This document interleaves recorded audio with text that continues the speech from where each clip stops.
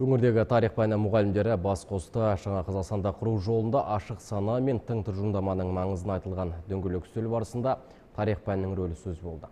Сондай-ақ өңірдегі бас ұстаз өткен жылы тарих саласы бойынша оқушылармен жүйелі жұмыс жасап, түрлі байқауларда топ жарған ұстаздардың еңбегін атап өтіп, арнайы алғысын да білдірді. Дөңгелек үстелге өңірдегі 90 мектептен 100-ден аса тарих пәні мұғалімдері қатысты. Өз өмірін бала тәрбиесі мен ұрпақ біліміне арнаған ұстаздардың жеткен жетістіктері де аз емес.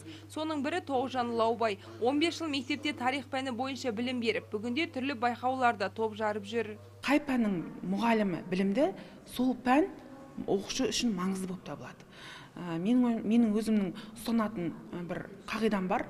Ол менің ең табысты сабағым қоңырау үні соғылып, бірақ оқушылардың сыртқа шыққысы келмейтін сәт. Демек, менің пәнім олар үшін қызықты болып тұр. Негізі тарих пәнінің мұғалімдеріне қойылатын ең бірінші талап ол өзінің пәнін жетік білу. Екінші әдістемелік жағынан деп түсінемін. Жиын барысында заманауи тарих ғылымдарының даму мәселелері кеңінен талқыланды. Ауыл мен қала мектептеріндегі білім сапасын жақсарту үшін ұстаздар өзара тәжірибе алмасты. Сондай-ақ өткен жылдың қорытындысы бойынша республикалық білім бәйгелерінде топ жарған ұстаздардың еңбектері айтылып, өңірдегі бас ұстаз арнайы алғыс білдірді. Сондай-ақ ұстаздың сапалы білім беру үшін ұдайы іздену үстінде жүру шарт екендігін айтты.